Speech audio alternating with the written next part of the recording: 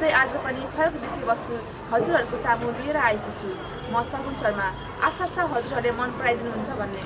साथै मेरो channel subscribe गर्नुभएको छैन भने सब्स्क्राइब गरिदिनु होला। अब लागौँ आजको विशेष लोसार मेकअप तर्फ।